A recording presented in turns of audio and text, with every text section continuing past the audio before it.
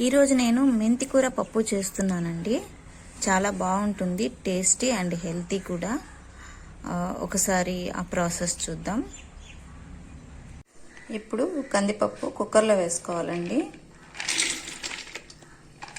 నానబెట్టుకున్న కందిపప్పుని కుక్కర్లో వేసుకుంటున్నాను. ఇప్పుడు కొంచెం చింతపండు అయితే వేయాలి, కొంచెమే. ఉల్లిపాయలు, టమాటా, పచ్చిమిర్చి. నేను కారం వేయట్లేదండి, రెడ్ చిల్లీ పచ్చిమిర్చి వేస్తున్నాను కాబట్టి కొంచెం ఎక్కువగానే వేసుకుంటున్నాను. మీరు తినే కారాన్ని బట్టి వేసుకోండి. పసుపు,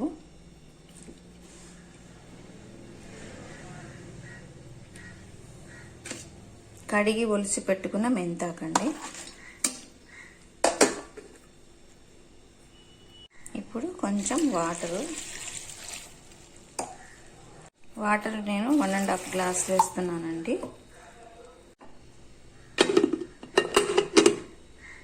కుక్కర్ పెట్టేసానండి, విజిల్ పెట్టేసాను.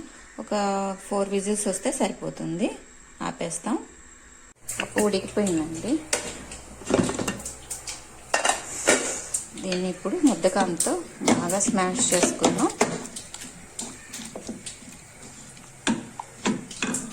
కొంచెం ఉప్పు వేసుకుంటున్నాను.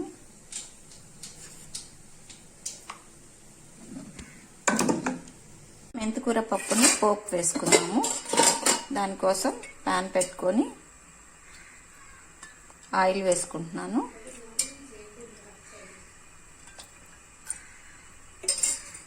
ముందుగా మెంతులు వేసుకుందామండి. మినప్పప్పు, శనగపప్పు,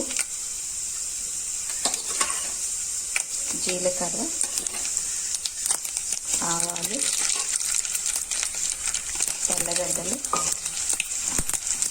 కొంచెం కరివేపాకు, ఎండుమిర్చి, ఇవన్నీ బాగా ఫ్రై చేసుకున్నాం. ఇప్పుడు పోపు వేసేసుకున్నాం.